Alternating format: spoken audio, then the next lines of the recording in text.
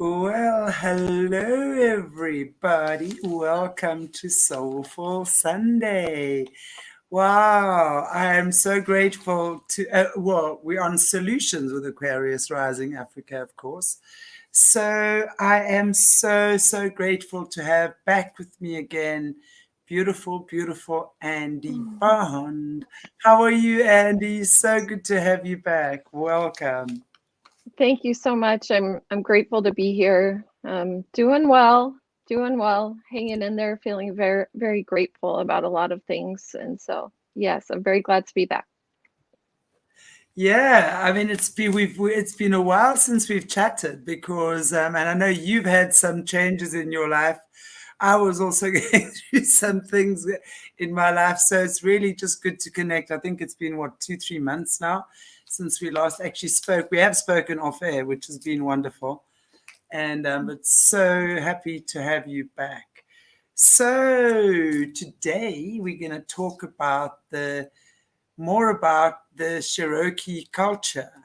Now, we know if, just for the viewers, for those of you who haven't seen our previous interviews with Andy before, please have a look at them because Andy is also one of the overcomers from that has gone through the depths of hell and is here to tell her story.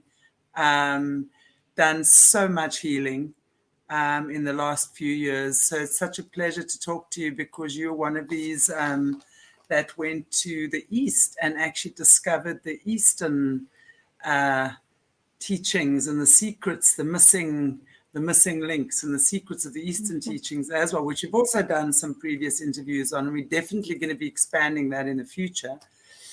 But you are part Cherokee. Which was one of the reasons that you were targeted to be taken into the system, right? Although obviously you had amazing gifts and things as well, which would have also been a reason that you were targeted. But I just love the first world tribes and culture. You know, here in South Africa, we obviously have the Khoisan, the Bushmen, and we've done a lot with the Australian first people as well. And I just thought today would be such an amazing opportunity to talk with you about just telling us more about the Cherokee culture. What is it about? You know, what does it represent? What is the spirituality? Just from your side, from your understanding, your perspective. It's really interesting to know this. And I know it's got such beautiful, deep rooted core connections, so to speak. So, really looking forward to hearing more about that. So, enough about me, enough from me, rather. So, over to you. Thank you so much for joining me. Thank you, Chantel. Yeah, it's very interesting, my whole journey. I always say that I um, I really love and I feel it's very much a part of both Indian cultures, quote unquote, the dot and the feather, I always say. Um, and I've spent a lot of time, devoting my life to those studies. And the really interesting thing that I started to learn when I actually traveled um, in 2016 was very interesting. I had an opportunity to go over to India and study with some monks and basically essentially monks and people that were considered very holy or like saints in India. Um, and I was considering joining their organization and then decided that I wanted to have a relationship in life, and you can't really do that if you're in that type of a lifestyle. And then I was given an assignment by my teacher that has been teaching me, for like 15 years about meditation and the study of the knowledge from ancient India. And he gave me, because at that point I basically had not a lot of money. I had pretty much given up all of my physical belongings and everything and left them behind. And he gave me the assignment to, I launched something called Journey of a Mystical Messenger. And it was like an Indiegogo fund. And I received donations. And in exchange for those donations, I would deliver prayers and intentions to all of the temples that I visited, all of the holy men that I visited, all of the medicine people that I visited. And I started that journey across India, Thailand, and Bali for 7 months. And the reason I bring that up is because I met with a lot of different elders across, across various traditions and various places. And one of the really interesting things that happened was, along this journey, it was basically a walk in faith, because at any given time, I never had really more than $300 in the bank. But I was always, always, always given the perfect amount to go to like the next, like the next step. And during one of those times, I had miscalculated the exchange rate in Thailand. And it was like had way hardly any money. And so I reached out, and and also reached out to some of my clients, and just to say, hey, here's what I'm doing, here's my situation. If you want to schedule a session with me, I could really use it right now, or here's the campaign that I'm on. And I just got the most perfect support. Someone had heard where I was and said, just go get a ticket, go to Bali, someone's going to pick you up at the airport.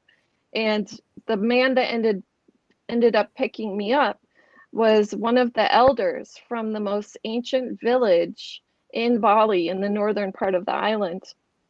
And on that part of the island are these rivers that all come together, and all of the elders every year meet and they bless the waters in that river.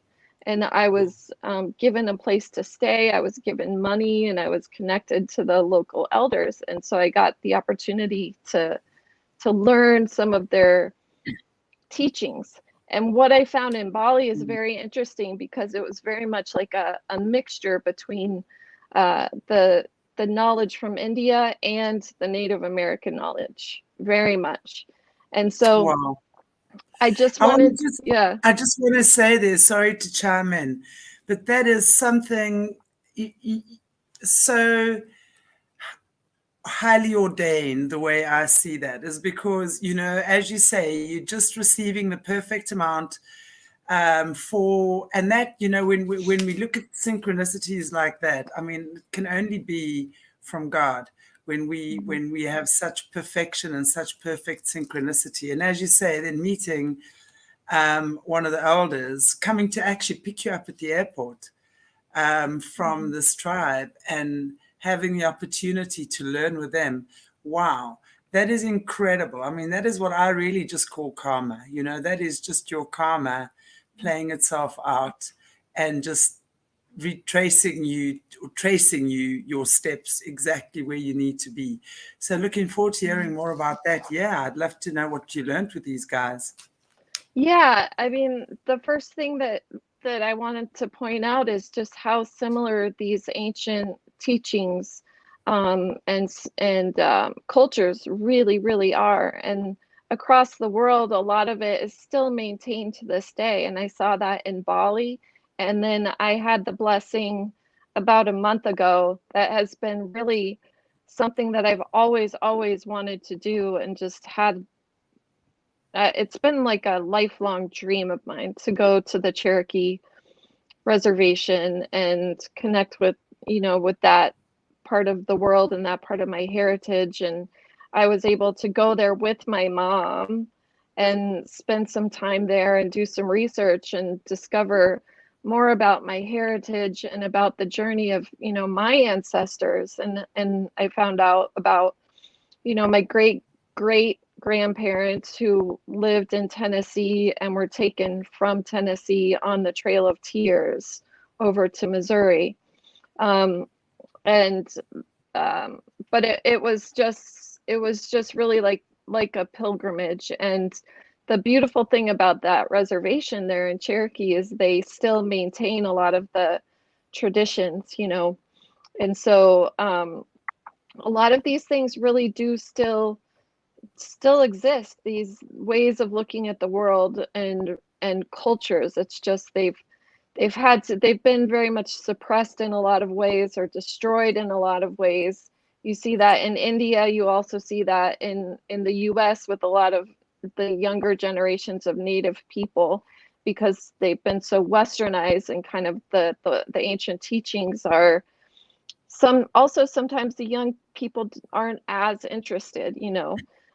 But there are beautiful, beautiful elders from all over the world that have really held these sacred practices and sacred traditions, and they've kept them safe.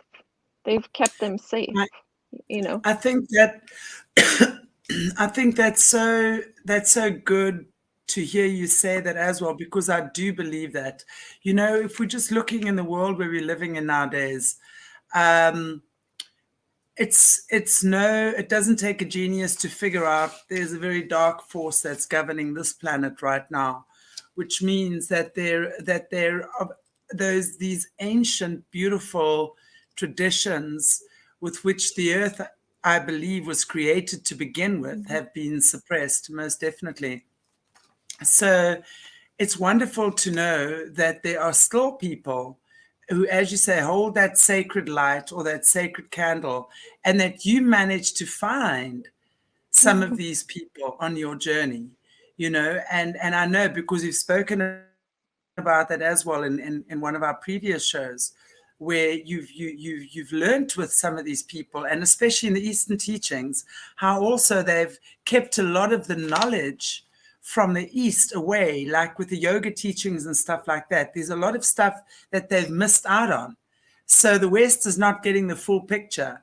And now, you know, when we really go to look at what's going on, then we find that there's so much more. And that is completely amazing. I just love that. And as you say, you know, the Indian teachings, as you say, the feather as well as the dot, connecting and having such a similar um, teaching, right? Yeah, yeah. And what I found in my study and my speaking with different elders across different traditions, as well as some of the elders I've sat with from South America, um, you know, our society has changed so much, so much, and it was like the way that people came together and prayed together and lived together is so foreign to us in this, you know, Yeah. quote unquote modern age. But it was really a beautiful, harmonious way of being in alignment with and in accordance with and with the, you know, God's laws, with God, with the laws of nature, with respect, dignity, righteousness, honor, community. Those kinds of things were really built into so many different aspects of life. And a lot of that has just completely been decimated in so many ways, especially culturally. But the beautiful thing Absolutely. is, I have been seeing over the last, especially 5, 6, 7 years, um, across the world, really a rebirth of uh,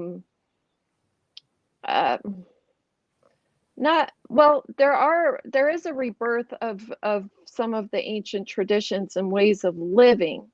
Um, And I've just seen like an awakening of God and spirit and divinity among thousands and thousands and thousands of people Yeah. across many different religions, you know, many different traditions. Um, and one of the reasons that the Cherokee people have been targeted for a very long time for SRA and government programs, my grandmother being one of them.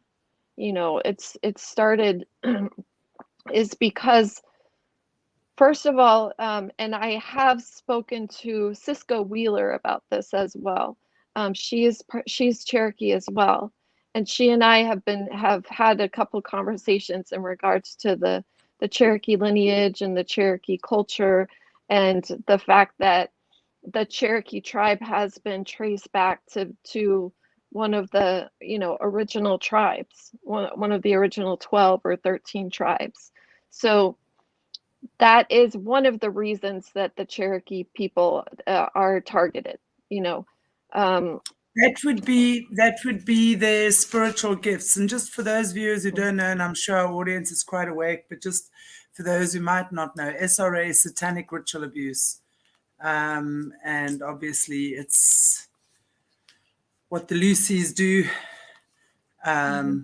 for details of which is on other videos as well that we've done.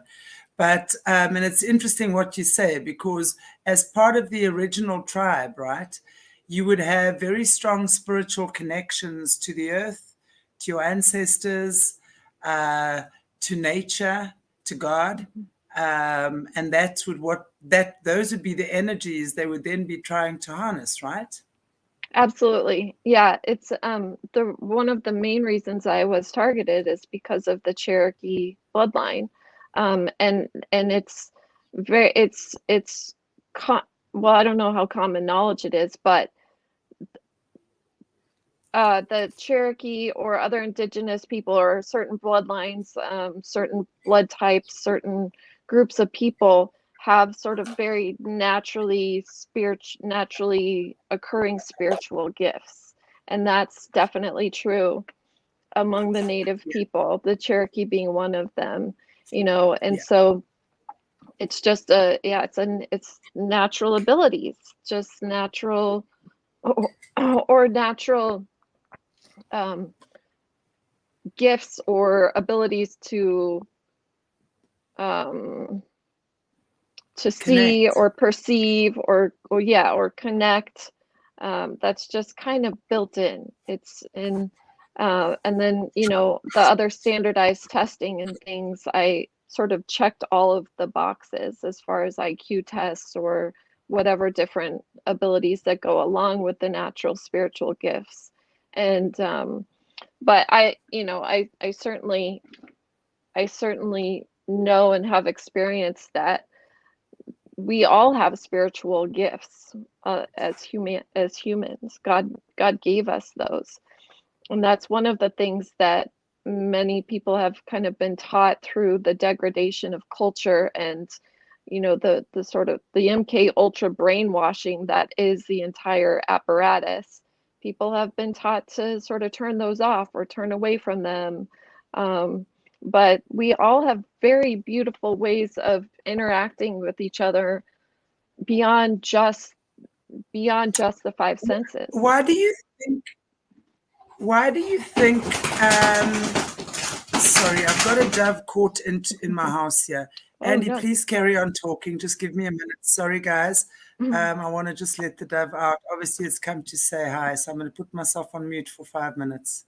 Okay. Well, while Chantel is, oh, it's a dove too. That's so beautiful. It's a beautiful symbolic representation that a dove flew in. But one thing that I wanted to share, and I can do that while she's away, is I just saw a couple of days ago 15 reminders from the elders.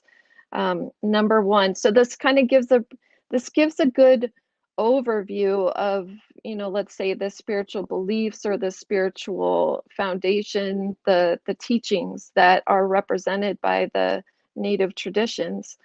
One, get up with the sun to pray and pray alone. Two, be tolerant of those who have lost their way. Ignorance, presumption, anger, jealousy, and greed come from a lost soul. Pray for them to find guidance.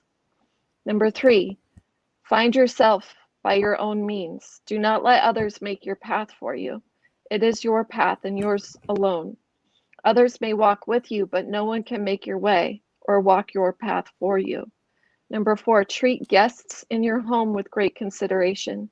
Serve them the best food. Give them the best bed and treat them with respect and honor. Number 5, do not take what is not yours, whether it's from a person, a community, from the jungle, or from a culture. It was not given or won. It is not yours. Number 6, respect all the things that are on this earth, be they people, plants, and animals. 7, honor the thoughts, desires, and words of all people. Never break them in or make fun of them or imitate them rudely. It gives each person the right to their personal expression. Number 8, never talk about others in a bad way. The negative energy you put into the universe will multiply when it returns to you. 9, all people make mistakes, and all the mistakes can be forgiven. 10, bad thoughts cause illness to the mind, body, and spirit. Practice optimism. 11, nature is not for us. It is part of us. She's part of your family and the world. 12, children are the seeds of our future. Sow love in your hearts and water them with wisdom and life lessons. When they grow up, just give them space to grow up. 13, avoid hurting the hearts of others. The poison of their suffering will return to you. 14, be transparent all the time. Honesty is the test of one's will in this universe. 15, keep yourself balanced. You're a mental person, you're a spiritual person, you're an emotional person, and your physical person. They all have the need to be strong, pure, and healthy. So Wow. those really are a very good representation of, you know, the underlying foundations of these wisdom teachings that I have had the blessing and the honor to come to study, you know, and be a student of, and learn and teach from through various different perspectives. There was an elder Tai Chi master that I spoke with once, and he said these different traditions or cultures around the world, he said his teacher explained it to him in the way that we're all looking in the same room through a different window. So while one culture may may see, you know, from this vantage point, another one seeing it through a different vantage point, through different lenses, and it's all a reflection of God ultimately. And when you break it down, or what I saw is that it's very similar, almost even before the 10 Commandments existed, that, you know, the underlying principles and values in ancient India, and the underlying principles and values in the Cherokee Nation and other nations across the world were very similar to the 10 Commandments, you know, before biblical times. And then I was actually going to say that. I mean, if you look at that, it's very similar to the 10 Commandments, really, you know. And really, it's the poison the poison you give someone else is what you really pay the price for at the end of the day. So it's all of these things are so valuable, I think, in all of our cultures, because really, if we all had to live according to that, to those 15 call it commandments, although I know that they're not, I think our lives would be amazing. Chantel? Could you am I here? Hello? We're back. Okay. Not sure what happened there. Yeah, so I was just saying, I think if we all had to live according to that, the world would be an amazing place. It doesn't make you fault free. It doesn't try and make you some perfect being that has no fault or no sin or whatever, but it makes you a human being that's aware of your journey. Really, if you've wronged someone, apologize. If you've hurt someone, apologize. If you need to fix something, fix it. There's a lot of respect in that, right? to sort of go back and actually say, I'm sorry, I was wrong. Ab- What can I do? Yeah. yeah, absolutely.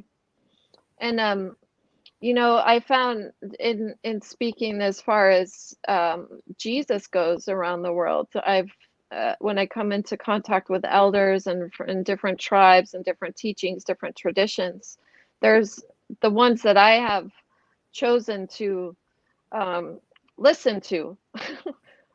First, I do want to say that all of these things have been infiltrated, just like the Christian religion as well. And so, it's a practice in discernment. For me, it was always there's a thing that I can't quite explain, but you see it in certain people. There's that truth has a resonance.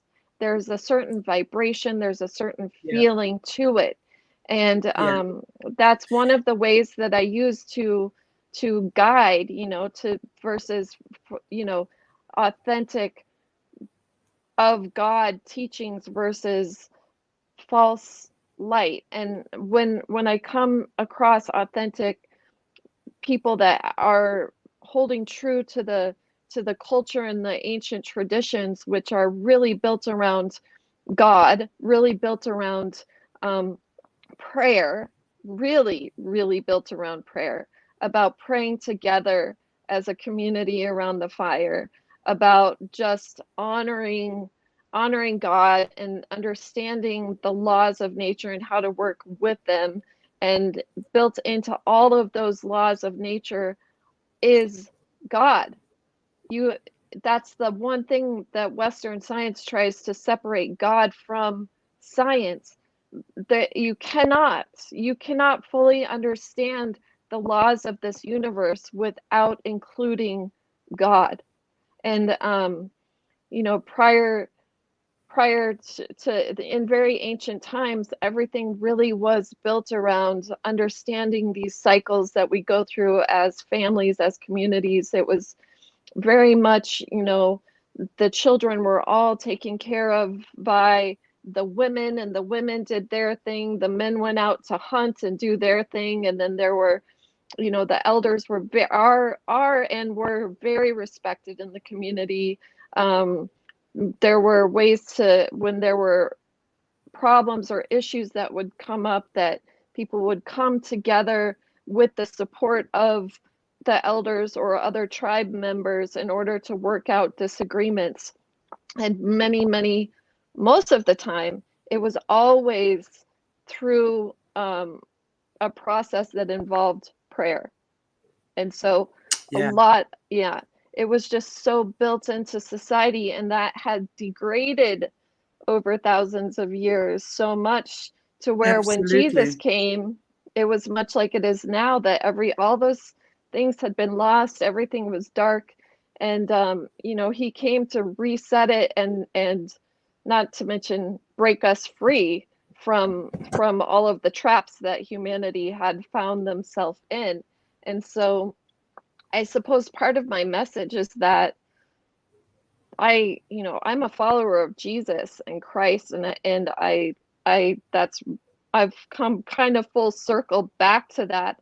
But these ancient teachings that existed prior to Christ, thousands of years prior, are very in alignment with With the foundations and the values that Jesus taught, exactly. and so Exactly.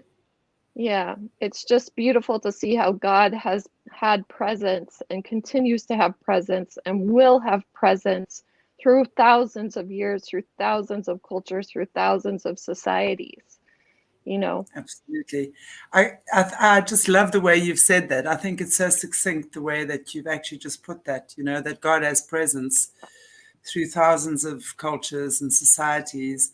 And the word of God in its authenticity will be carried through in the most humble way, actually, not through glitz and glam, really. I mean, that in itself, yes, has its purpose. I get why everything is perfect, right? But when you're really looking for the deep spiritual connection, the deep spiritual teachings, one has to be connected. And what you're saying is, through any kind of mediation process that needed to take place, prayer was always the precursor. Is that the word? The precursor, I'm not sure what the word is, to any kind of a especially challenging meeting taking place. And I think many people probably still do that. But the thing is, how do we pray now? And that's the thing, you know, it's, I think in the ancient times, we really understood a different way of praying, because praying is not about asking and begging and pleading. Prayer is about really acknowledging and having gratitude, and even though we're in a tough time right now, we acknowledge that God lives in me and God lives in you, which is what the Namaste is all about, you know. And that God, as much as what God is working through me, God is working through you right now as well, and that we can find a balance, a solution. So when we recognize that on a deep level, we don't see the other person as the enemy, right? We then see the other person as someone who you can connect with, grow with, talk to, find a solution with. And I think that's really what gives our power back. Because even when we look at the solar plexus chakra, right, which is about becoming solution orientated, because there we store great fear and great terror, so to speak, greed, fear of not having. It's a very dangerous chakra to be out of alignment, because dictators and misogynists will have that chakra out of alignment mostly, along with others as well. But it's really about, instead of seeing the problems, it's about finding the solutions, because that's where your personal power lies, is to find the solution and to realize that there is a solution for each and everything. And I think that's, for me, what really is something really amazing about the ancient teachings, really, right? Because all of them have that understanding. Yeah. I mean, as far as the native culture, some of the ways that is facilitated, one is that the fire is really important. You know, there's whenever there's a lot of prayer happens around the fire. Literally, the community will gather around the fire. And well, you were actually saying maybe because I know that you do a lot of prayer ceremonies and fire ceremonies and stuff like that. Can you explain to us why that's so important in the in the native cultures? I think, well, first of all, it goes back to the understanding of God's laws of nature, that things, if you go, what you can go outside. Here's the difference in perception. In the Western scientific Socratic method, or you go outside of yourself and you break something down to discover something, right? Either math, or you do an experiment and this goes to that and this goes to that and this goes to that, regarding physics, science, quantum physics, things like that. It's experimentation by outward observation. The native traditions and cultures come more from an internal observation, internal awareness, connect first with spirit, connect first with God, and then observe from that perspective. And the really interesting thing, because I was schooled in the Western academia scientific approach, and to where I was in engineering school in my undergrad, and then also through this way of learning from more of a realization, or first come up against yourself, deal with your own judgment, your own internal anger, your own internal stuff like that, clear that out so that you can perceive from a clear perspective. And when you study the sciences, even down to the Vedic mathematics, it's saying literally the exact same thing that quantum physics and quantum mechanics are saying today, literally. So the understanding that this world that we live in is governed by laws.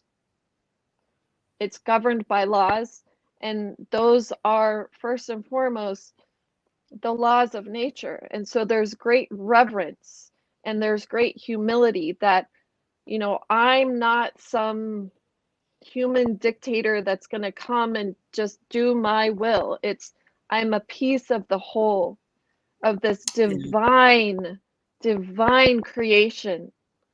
And how can I show up and be of service in a way that benefits and is in harmony with it, versus here's my will, how do I get it done?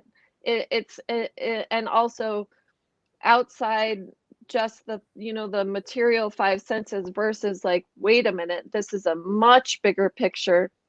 How does my soul fit into this? So it, you know, again, it's a very different cultural perspective. But when you see that just basic laws of nature about water and fire and earth and air, and how those things literally operate in a certain way, that, you know, I like to say, I don't care how much you believe or you make a, you know, a vision board, you're not going to light wood with water on fire. It does not work that way. So first of all, it's like putting ourselves back into like, oh yeah, we didn't create this. Something way bigger than us created it. And when you start to see how it actually works, that life, how full life is, the miracle of it, the miracles, it just brings this awe and reverence and gratitude. And so first and foremost, it's always brought back into that, like, thank you for the plants, thank you for the animals, thank you for the water, thank you for the air, thank you, Creator, thank you, God, for this opportunity to live this life in this form. What a blessing. And so when you're building a fire, it literally requires, you know, there's a way that it's done in there's a way that it's done, and there's someone that actually has the job of being the fire keeper, and they build it in a way that honors all of those things. And, you know, they keep it going, and the fire's not just used for prayer, but it's used to keep, you know, keep heat, also cook things. It's very much the heart of the community. So things are more built around a sort of more heart-centered, prayer-centered way of living. And so but also you know, you just by observing the fire and things like that, you, I don't know, you, there's something just really magnificent about it. Like fire is that part of, it's said to be the grandfather in the native traditions. This is the grandfather. It's been around. It's, the fire has like a certain way that it is, and it helps to transform. In the natural world, you know, if you want something to go from one state to another state, water, if you want it to go from ice to steam, it goes through various states of being. Of, and you can think of us, we're built of water a lot. So our consciousness, you can think of going from a block of ice, and that fire of the Holy Spirit lights it then to, you know, water. It's more, and then ultimately to steam. That's a process of transformation, and that's honored. It's honored on a regular basis. And then the other thing that's very much built into the society, and the ancient Vedic society, and the native cultures, especially the Cherokee, you know, and is song. The understanding of the songs and praise and worship, and the reverence that comes from singing songs about the divine, about creation. And so a lot of the healing is built around song and prayer and coming together as a community. It's amazing, because that is really what all the ancient tribes really do enjoy, is that singing, dancing, family, always with fire. I mean, if you look at the African tribes as well, the Bushmen, the Khoisan, always fire. I mean, they, as far as I remember, were the inventors of fire, actually. Mhm. Um, and I just think it's incredible because it's hugely transformational. It's also the energy of transformation, and it's the element of spirit, so that if we think about when we were conceived, the minute that egg and sperm met type of thing was that divine spark, like that match that's striking, that brought us into existence. So it's that fire element, the spark, the spirit, which is amazing. So when we just look at that, it lights up everything as well. It gives light, it magnetizes, it enables us to see it, and it enables us to warm up, and as you say, melt away that the water, which is the emotion, actually. The water, very often as well, when we've frozen up our water, our emotions, it's like a frozen block. The fire, the divine spark will melt that and let things flow again. So it's really amazing. Yeah, I love that. Fire is incredible indeed. Yeah, and then another way that fire is used is in sweat lodge. Yeah. Sweat lodge is not a Cherokee, originally Cherokee, it's a Lakota tradition, but a lot of native tribes have, adopted other practices from other tribes. And in sweat lodge, first, there's a certain way that you build the fire, but the rocks, like lava rocks, are heated by the fire, and the fire's built by the fire keeper who's in prayer the entire time it's being built. And then, you go into, then the rocks are brought into the inipi, the sweat lodge, and you enter, in a certain order as a tribe. You go in and you pray upon entering, and then there are three. You add the water to the rocks, and it heats up again, representative of the Holy Spirit transforming the water into Yeah. steam. And then Yeah. each round, the medicine man, or sings prayer songs that are that have a specific resonance to them, that, just like I've explained a little bit in Sanskrit, these ancient languages are very similar. The Cherokee language is very similar to Sanskrit. But everything in creation is vibrating. It's vibrating with sound and light. And so if you look at every single thing on the most subtle level, there's a pattern of sound and light that it corresponds to. And the Oh, Sanskrit word corresponds to that exact pattern. It replicates the pattern of the sound, of the vibration of that thing in nature. And so these prayers have a technology built into them where, just like in modern music, it's the opposite. It's like that technology gone awry, used as a weapon against us, that built into, rap music or rock and roll music, or a lot of the music, are actual vibrations that bring about states of emotion that are not great, chaotic states of emotion. You can use yeah. sound in the way that the prayers actually bring about a state of well-being, and so that knowledge is shared. And so as you're sitting in that heat, it also represents being able to come up against the difficult things and sit through them and face them. And you offer prayers, and each of the people in the community offer their really heartfelt prayers and ask God to transform these things for you. Ask God, give it to God, give it to God. And so those types of practices are done on a regular basis. And when that is one of the foundations of the society and of the community, it brings a lot more harmony. you know Yeah, People have a place to absolutely. go, to release, to feel, to ask, to and then support each other.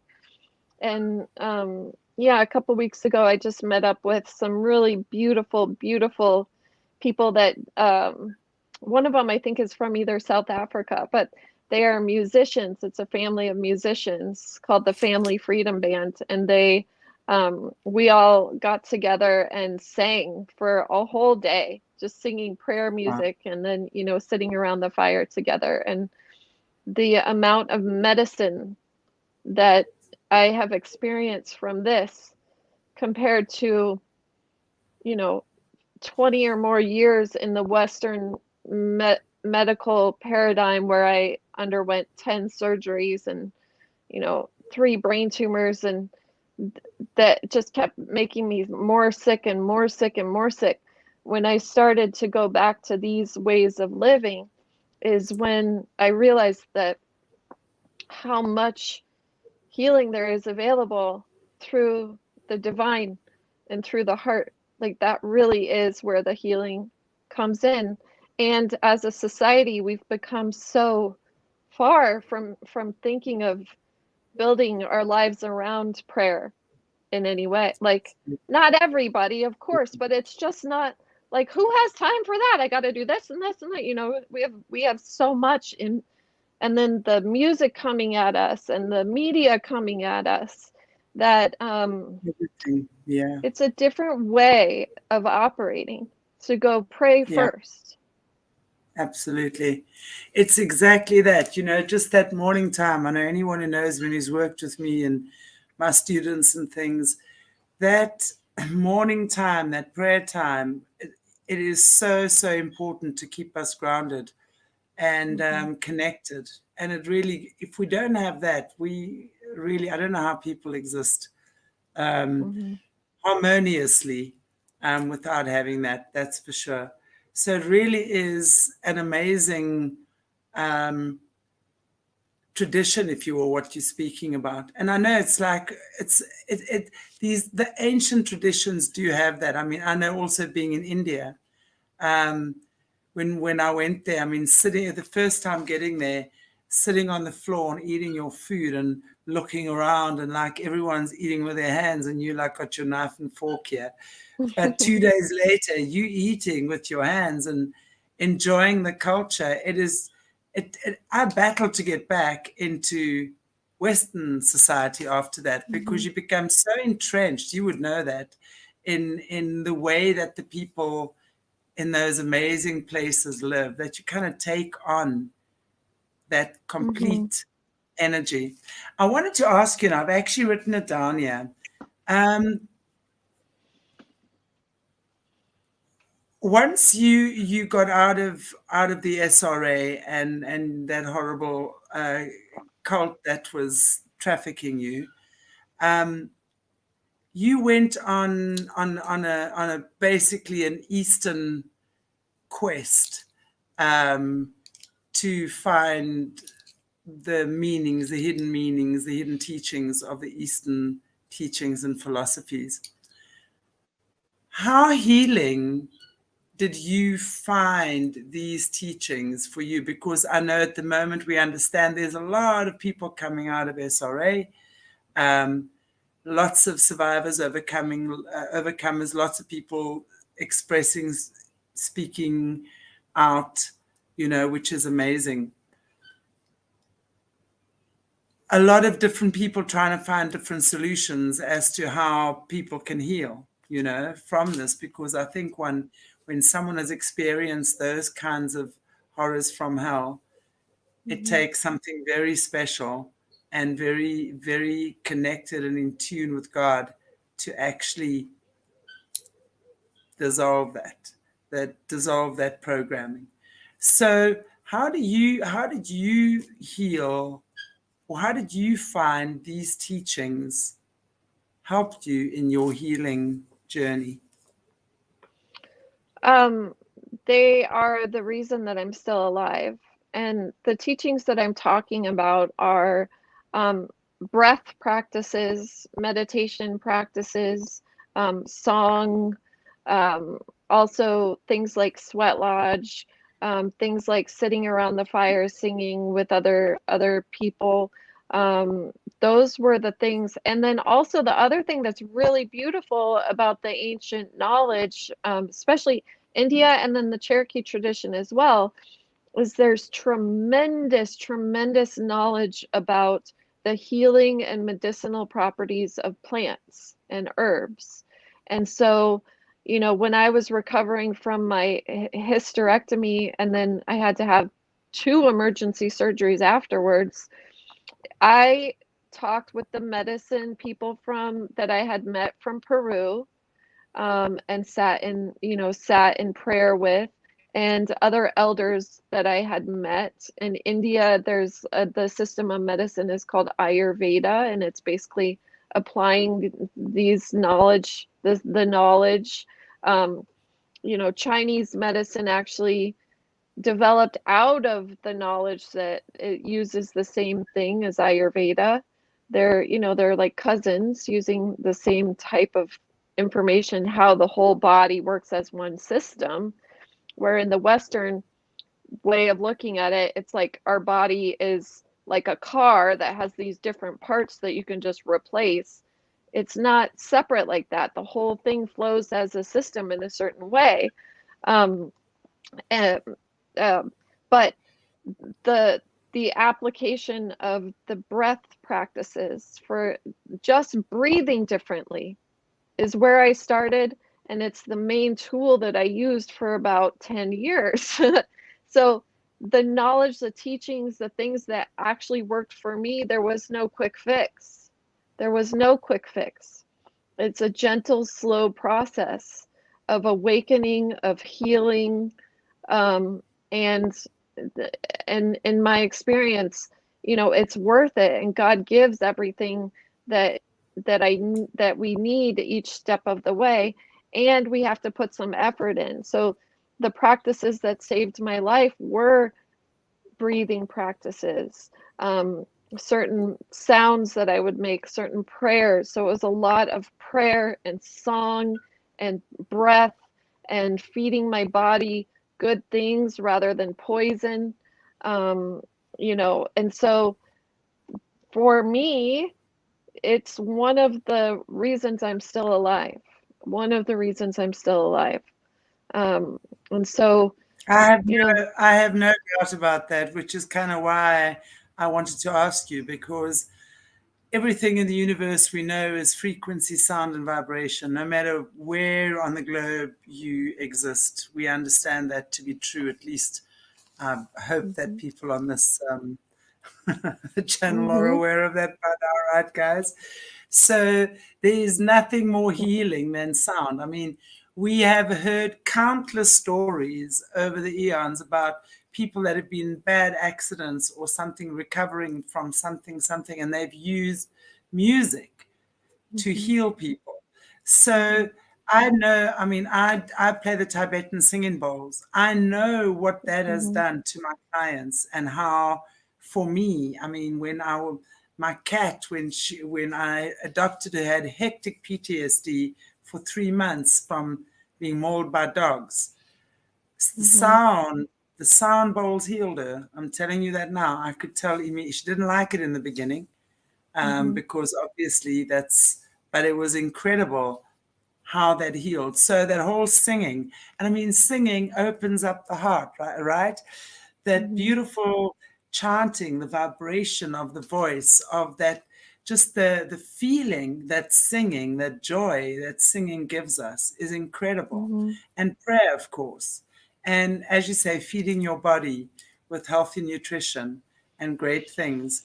And of course, mm-hmm, the healing occurs of itself, because you really hand yourself over to the divine, don't you? You just kind of let go and let God, mm-hmm. And right? I'll tell you, I've had actual divine intervention as far as my healing goes. I should not be alive, and it's happened more than once. And that's the thing, is where um, the connection to the heart, the connection to healing the internal emotional wounds, so that you're not acting out in the world from a wounded place. Um, you know, it all goes together. It all goes together. The mind and the body will be saying the same things. A lot of the things that are, oops, are you back? Like Yeah. there's physical, physical scars that can sometimes be coming up due to past emotional trauma. So it's not like one or the other. It's all an interconnected system, mind, body, and soul. And so, um, but again, the sound and the prayer that reintegrates and re-strengthens the nervous system so that we can hold those dewdrops of grace that are constantly coming in from God. But many times we get so emotionally wounded that it's like our system gets fractured. So even though the grace is constantly coming in, we cannot hold it. We can't hold it, Yeah. and it leads to disease in the body. Yeah. And so it's all of those things. It's developing. It's and again, it's not an overnight thing. These are the knowledge that I learned and that I was blessed to have shared with me by various elders across the world. This is not a quick fix. You sit every day, and the breath practices, Absolutely. for example, is how I got off of pharmaceuticals. You go to a Western doctor, they will give you Xanax. They'll give you something that keeps you in a cycle of addiction, and you never get down to the root wound at all. There's a breath practice that in 3 minutes brings about similar to effects as Xanax, and it's called alternate nostril breathing. And Mhm. there's a science to these practices. Every 20 minutes in our system, we switch between the right brain and the left brain, right, left, right, left, about every 20 minutes or half an hour. And when the right side of the brain is controlling the body, you will breathe predominantly through the left nostril and vice versa. When the left side of the brain is operative, the breath will predominantly be through the right nostril. That when there's the way that you do alternate nostril is you breathe in, you hold one side and you breathe out and in, and then you hold the other side and breathe out and in, out, in, out, in. And when you Mhm. do this for a couple of minutes, it literally physiologically forces the two hemispheres of the brain and the nervous system to come into cooperation. And so it's it brings Balancing. about a state of balance and well-being Yeah. that is much more effective than a pharmaceutical drug. And so practices like those, that's just one example. Those things saved my life. Absolutely. I agree. And that alternative nostril breathing is we do that in our yoga practice as well. It is incredible. And I want to just say, people don't often take these things seriously because for them this is airy fairy. But I want to say your breath is your fuel. It is your life force that connects you to life or death, basically. And when we're breathing and when we realize just to do 5 minutes of alternate nostril breathing in the morning when you get up and in the evening before you go to bed for a week, Mm-hmm. just do it for a week and see what happens. It is incredible. And it's true what you say, because your body's designed to heal itself. It is not designed to process kilograms of chemicals, because that's literally, I mean, if you think about someone who's taking 10 tablets a day, and a lot of people are, how much that is in a year, right? I mean, it's crazy what we expect our bodies to go through. And here we can just do it in a natural way. And, especially I love, like yourself, really who should be dead, who's been to hell and back, who's had a lot of health issues because of that. And using these tools is something phenomenal. And again, it's a testimony to the power of your breath and to the power of spirit, right? Absolutely. And the other thing too about breath that I just want to drop in there, and these are things that you learn from, traditionally we used to know all these things as a society, but it's been taken away. But the way that our physiology and the way that our quote unquote mind works, that we have different layers of the mind that are operative and intelligent, even though we're not thinking about it. The autonomic, I believe, nervous system is automatic. Okay. And if I'm getting that, whatever, wrong, it might be sympathetic or parasympathetic, which with the nervous system that is automatically coded, the fight or flight, that part of our physiology is connected to the breath. Subconsciously, unconsciously, it is a set thing. It's a set thing. Emotions correspond to patterns of breath. Okay. Every emotional state has a specific pattern of breath. Think about when you're angry, you breathe a certain way. When you're sad, you breathe a certain way. When you're happy, you breathe a certain way. So when you have knowledge of that automatic, subconscious, unconscious, wired connection in the physiology, you can start to master and take control rather than be drug around like a dog on a leash by your emotions. You can say, wait a minute, I desire, I ask, I pray, I intend to live in a state of peace, a state of compassion, a state in love. So how about I make that pattern of breath that then activates that emotional state within. You start to actually, and when you start to do that, there are scientific studies that have done PET scans on the brains of people that do these practices and the brains of people that don't do these. And after 8 weeks doing practices like this, there is measurable changes. There are measurable changes in the gray matter of the brain. That's where the neural pathways exist. The neural pathways are literally patterns of thought that have been solidified so that if you're just going through life and you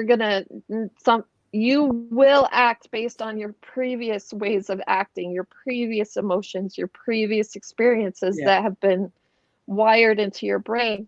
And the more you can come from a state of conscious awareness connected to the divine, those old patterns that used to be like, if you put your hand in concrete and it dries, it becomes more like a line in the sand first, and then a line in the water, and eventually a line in the air, to where you're not living so much from the wounded past. You're seeing things as they are, Absolutely.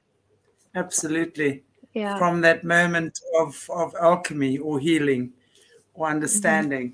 Yeah, absolutely. Wow, what an amazing conversation we've had again today. And as I always say on the show, time flies when you're having fun. Yeah. So, wow, Andi, thank you so much. This has been hugely informative and really, really appreciate the information.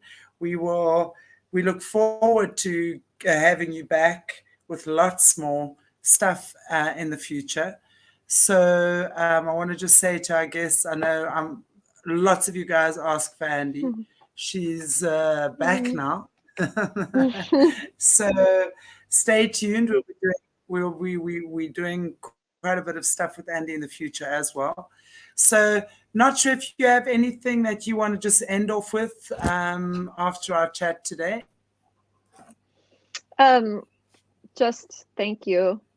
And I encourage people to sing. It was the way I survived LA, literally. It was listening to the most, was listening to music and just keeping it, but it's more powerfully healing than you could possibly know. But be careful what you listen to also.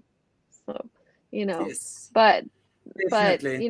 or sing. I don't know, just get together, even sitting around the fire. I just encourage people to um, pray, pray, pray, and reconnect. The other thing too is that feeling of peace, or the connection with God that you get. It's available in every moment. It really is. And we can learn much more through joy than through suffering. So, but and also Absolutely. you have to choose it. Sometimes people want to stay in their judgment, or stay in their whatever. You also have to choose to stop indulging in those things, you know? Absolutely. It's a decision. And, it's like you say, it's not something you just do on a course or a workshop for a week or two, and then everything changes. It does start changing there, but it's a lifestyle, right? Yeah. It really becomes part of your life, because every day you realize the benefit of that, and you realize how simple life actually is. So before long, you're actually doing these things naturally. So singing is an expression of joy, Mhm. and really just to go outside and Mhm. twirl around on the lawn 2 or 3 times and just say thank you, God, that I'm alive, in itself is a beginning. It's where we Yeah. start. So just that expression of joy, to be alive. If you have a body, if your heart is beating, and if you're taking a breath, you have a purpose, and there's a reason for you being here. And many of us don't understand what our purpose is. We feel like lost or alone, or got nothing to do, no money, no income, a burden on others, whatever. That is so what the Mhm. consciousness currently is about in many, many instances. But like you're saying, Andy, when you just take the time, it costs you nothing to Mhm. sit, to breathe, to pray. And prayer of gratitude. Thank you for what I Mhm. have. Thank you for my family. Thank you for this chair I'm sitting on. Thank you for the fact that I am Mhm. able to watch this and get information. Thank you for the fresh air that I'm breathing, for the trees that create oxygen for me to breathe. Just things we take for granted. That's all. Mhm. Start with that. There's always something to be grateful for, because that prayer of gratitude is really the magical key, It is. because that's when everything starts changing, and we realize what we already have, and we appreciate that, and that from One, within yeah, grow there. one other thing that, because the truth of the matter is we're living through really difficult, hard times that are heavy.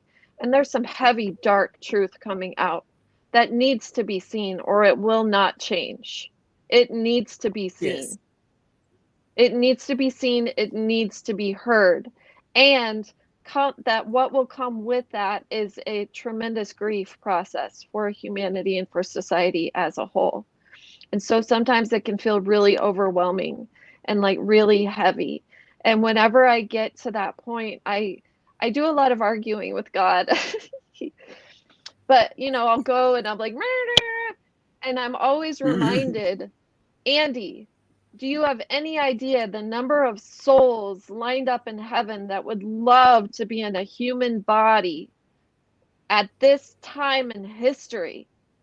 You're one of them. You're alive. Do it. Step up. Yeah. Do it. You're here at this time in history. What are you going to do? That's your gift to humanity. And all of us, we're here. Let's do this. A lot of us I talk to, a lot of people I talk to feel like I felt like there was something I meant to do this lifetime, and then I don't really know what it is. And now all of this is unfolding, and it's like, okay. We're gonna have to step up and step up big, but humanity wins. God wins. God definitely wins. So step up. I I totally agree. I totally agree with what you're saying. And honestly, I couldn't think of a better way to end today, is really just to say, and really to understand, you have a purpose, Mhm. and all of us have a purpose. And this is such an insanely beautiful, magical time to be around on this planet. I mean, we are Mhm. here, at one of the most critical events ever. You know, it's literally the changing of the timelines, the shifting of the timelines. And Yeah. it's really amazing to be here and to be part of the process of change. And even though so many people, you know, we have so many viewers there, and they say, what can I do? What can I do? You know, just by being part of a supportive audience, I can't tell you how much that means to us. To especially when we're in this time and we take a lot of criticism. We do. You know, and it's fine, but it's really when you get a supportive audience, that is already the support that is helping us. I mean, there's many other areas in your life as well, I'm sure, where you are very valuable. But just for what we're saying here, just by supporting and sharing and speaking with love and respect, you know, believing the survivors and not getting involved in all sorts of gossip and malicious stuff is really, that's the blessing, right? So it's so beautiful to be part of that and to know that we are creating this positive change for the world to follow, right? My granddaughter will benefit from this when she's my age, and that's just beautiful. Yeah, and just even if there's nothing that you feel like you can do, I don't think people understand how much of an effect going into yourself and dealing with your trauma affects everything. For people that can come up against their own internal stuff, that clears the Exactly. way to be available for others. So if you feel like you can't do anything, never feel that coming into facing internal things within yourself and your family, those are some of the most important things that you could do. Honestly, it really, it's profound when someone shifts from a place of living in constant fear and judgment or anger or this or that to a place of peace, or not even just peace, but a place of compassion. That shifts everything around you and you just don't even realize it. So Absolutely. spending time in prayer on self-love, self-care is tremendously valuable, not just to you. Absolutely. To everyone. Yeah. Yay. God bless you, Andy. Thank you God so bless much you. for being part of our Soulful Sunday and chatting with me. It's always such a beautiful pleasure to talk with you. And we will do it very soon again.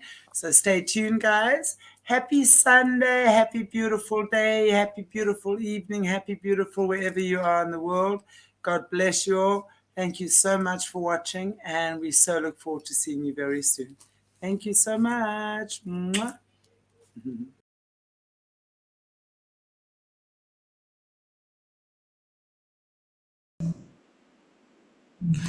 Well, hello everybody. Welcome to Aquarius Rising Africa. Me, Chantal, and of course I have with me again today the beautiful Rachel Vaughan from Australia.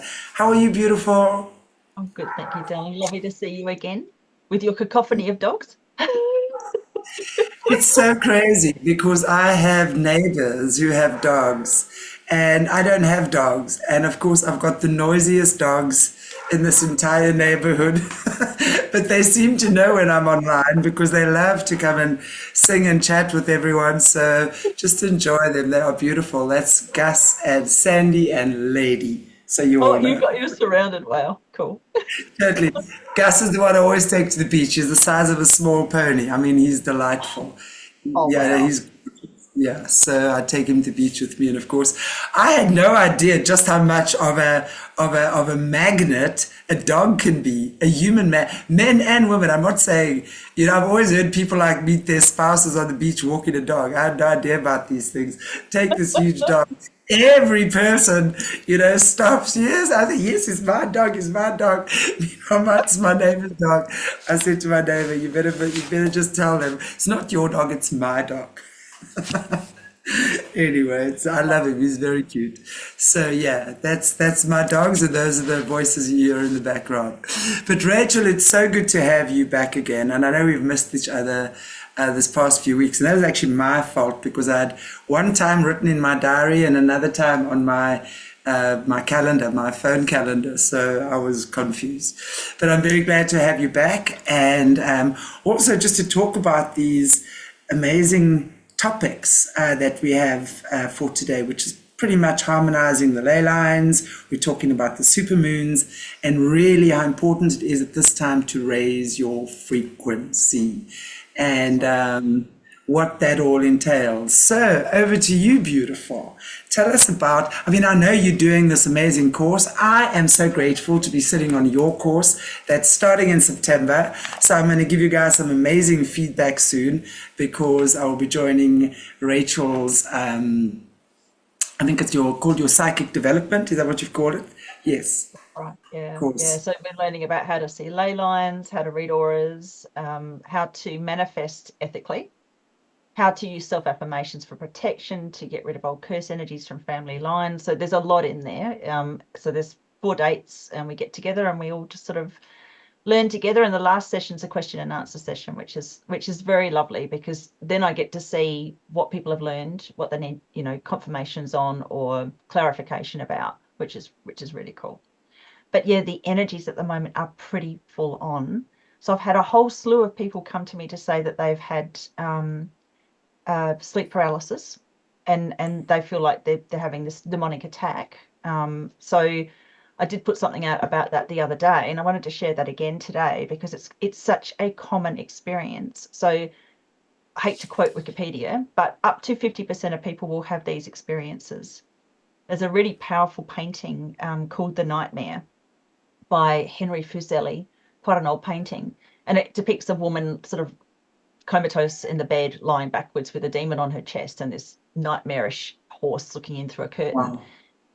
A lot of people who have this experience are aware of demonic entities around them. And it's even on the Wikipedia page. It talks about, you know, most people think they're being attacked by a demon. So I just gave some very basic sort of tools to get rid of something like that. And we were talking about that earlier. You can imagine a gold light coming in to protect you or to send that entity back to source. It's a really powerful way to get your power back. So you could look at it, instead of looking at it, oh my God, I'm being attacked. Hopefully with some of this, you know, to arm people, some of this information, people might actually look at it as an opportunity to learn a process to prevent this from ever happening again.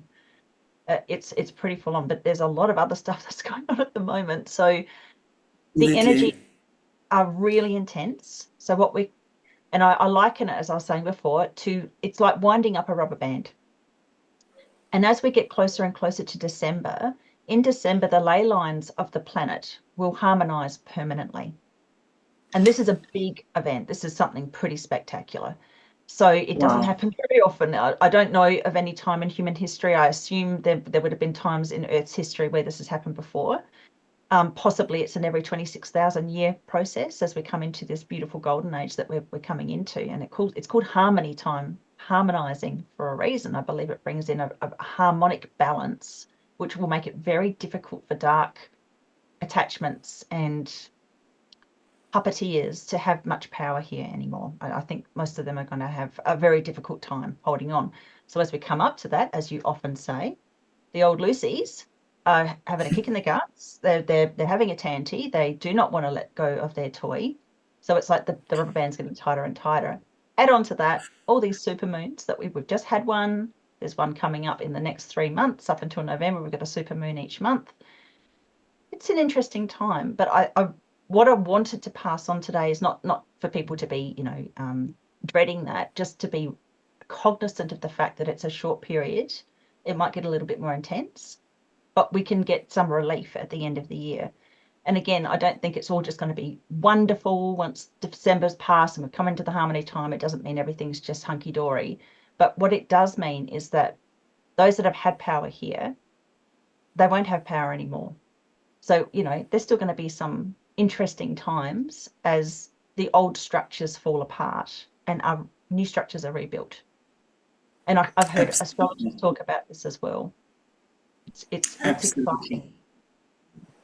It is very exciting. You know, you talk about the Lucy's having a tanty.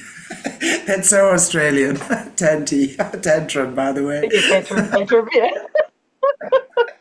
Very Yeah, Australian. very That's what I'm Aussie. talking about. And it's so true because, look, no matter what denomination you are, I think we just have to look at what's happening around us and we have to know that, yes, it is the end of an era. It's not necessarily the end of the world. I don't believe, and does that mean that certain parts of the world aren't going to be struck by something? Probably. That might well happen, like by flying, whatever they are from wherever. That might happen, right? But I'm saying that this is the end of an era. So we're now moving out of one age into another. So it's like a birthing process. And anyone who's ever given birth understands giving birth is quite a painful process. There's quite a bit of, contractions and all sorts of things in the run up to the birth, as well as the pregnancy and the nurturing and the this, until that peak time. And then you have that release. And then there's the healing process after that as well, right? Yeah. So, we're in the stage right now of choosing, do we go 4D positive or 4D negative, right? And I think that's exactly what you're saying about needing to raise our soul frequency, because it's not about it's not even about how much chanting you do. It's not even about how many times you go to yoga a week or church or whatever it is you do, right? It's about how you've integrated that message from Christ, whether it doesn't matter what religion or what denomination you are. God's or Christ, the Christ consciousness energy is available to us all. And when we open ourselves up to receiving that, we are innately and automatically guided. We are prompted. I always say God prompts me. And no one is going to stop me when I get that prompting, because only me and me and me alone knows when I get that prompting. The rest of the time I can be up in my head and like wondering about this and speculating about that and considering that. But boy, when I get that moment to move, yes, you've got that right moment. That's like that. It's like a perfectly tuned guitar string. Then you know.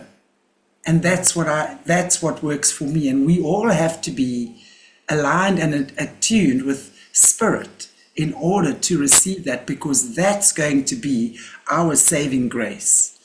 The teachings of Christ from centuries ago are going to be the things we need to apply, and have been the things that we've needed to apply. And if we haven't applied that, then we're going to get stuck. That's my opinion. And it's so deceptive, right? Rachel, you of all people would know how deceptive the Luciferians are. Can you maybe give us one or two examples of deception in the system that you've experienced? Just something that springs to the top of your mind. Well, my father could be incredibly charming when he wanted to be. Like I've said before in interviews, there were times when we would have parties, or we would be at parties, and he would be this magnanimous, charming. Everybody would be hanging on his every word, and I would go up to him at those times because I wanted to be with that dad, that person. So but afterwards he'd go back to this raging, insane, crazed madman. So they can put on a show, they can make themselves look like they're really good people, but behind the scenes they're not that way. And it's really interesting. They can even mask their soul frequency to a certain degree. He had a way of I could see his aura was red, but at times he would be able to push out his aura somehow so that it didn't look so dark. And I often wonder, was that because this dark entity had come in and taken over? I'm not saying, I'm not absolving him of any responsibility for the things that he did, but he definitely had attachments. One in particular would sit on his bed, and it was terrifying. His room was very much, it's interesting. The room itself had a presence, whether he was in it or not. So something owned that space. Something owned that space. Yeah, he even painted his bed red, and I remember saying to him at the time, "Why are you doing that?" And I can't remember what he said, but I read later that red is supposed to be protection from dark entities. So I think because he had nightmares, he never slept well, he had constant nightmares, and no wonder sleeping in that room with that thing. But if you're also looking at the color red, interesting because, excuse me, when you're looking at the color red in the arcane, you have the black, the white, the gray, and the red. And the red represents dying light. So when there's dying light present, and obviously on the opposite side of red, I mean, red's the blood, it's your life, it's action, it's passion, it's love, it's all of these things, right? But on the opposite side of that, you have the dying light. And this is what Caleb Jade has taught me. And when you see things in the red, or there's a lot of red present, like in their rituals and sacrifices and things, you have to know there's a dying light or a death that's present. So there's, it could perhaps be the dying light that was consuming him at that stage so as much well. sense. Because his soul frequency when he was dark was crimson. And in my opinion, those souls or those people that have these dark souls, whether it's their soul or something that's puppeting them, it's almost always this crimson red in the aura. Yeah. To me, I liken that to psychopathy. And that would be the death. So obviously the the light, because we're hearing from that soul. One thing Caleb has told me a lot is this, like we were having topics like, for example, on sex magic. And I said to him, so are you saying that just because you're involved in sex magic, you don't necessarily have to rape children or whatever? He said, no. He said it's what you subscribe to in the arcane. You don't all do the same thing. Like certain people would use tantric sex because tantric sex would last for like a week. And they use that for sex magic. So they use that to power the soul gems, which is insane. So it's not just, you don't necessarily have to kill someone to be involved in sex magic. You can be killing other things, I guess. In the arcane, you're always killing something, I guess. But it's like interesting what you're saying, with your, and I guess, wouldn't it make sense though, Rachel, that would be, depend on what spirits they've made agreements with? I would say so, yes. I would say so. Yes. So my father's, his demon of choice, I suppose, is a way to describe it, was Anubis. Which again, I've had interviews with other people who've said, those deities aren't necessarily all evil, but for me, because of my father's connection with this entity, it was always dark. Mind you, I saw it conjured once, this entity, and I wasn't frightened of it, but I'd been given something to calm me down. But there was something else. There was something very Satan-like. A red entity is the way I would describe it, that would sit on his bed. I would dread going into his bedroom, whether he was home or not. That door to that bedroom was always closed, and it was always cold inside, freezing.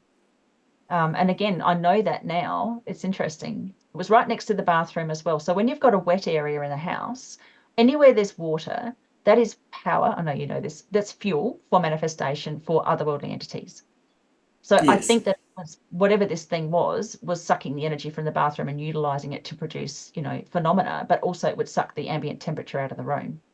And it was just freezing cold. He did also have a trapdoor, which I guess there could have been some air movement because underneath the house was a big chasm. That cold air was possibly coming up through that as well. But there was a carpet laid over the top and his bed on top of that. So, he made pretty sure that nobody was going to get down there unless he wanted to go down there. I would hear him move his bed in the middle of the night and I would know what was going on. He'd be going down there for whatever reason. Interestingly, when the house was sold to my niece, the floorboards in that section of the room were all pulled up because otherwise they would have found the trapdoor. And it was all like literally all the soil he'd taken so much soil, wheelbarrowed down the passageway and filled it up right up to where the floorboards were with the rest of the room to cover it up. And that's not normal. Normally you've got a space between the floorboards and the ground. But again, my family members oblivious. They thought somebody had broken in and pulled up the floorboards to steal the floorboards. I am not joking. That's what I was told when I tried to point this out. Yes. But that to me says a lot, because you often hear how these especially when they've got these powerful entities working through them, the magic that they use, because they really do illusion magic, or they hypnotize them. I mean, when you think about so many people, like oftentimes, I mean, I've asked survivors that I've interviewed, like, if your dad was doing these things, where was your mum? Yeah. Invariably, she was either in a hypnotized state or being given some heavy dosages of sleeping pills, or deemed crazy, and really is just there to provide a cover for if she herself was not partaking, right? But yeah, so I think a lot of that as well is really just almost being hexed, man.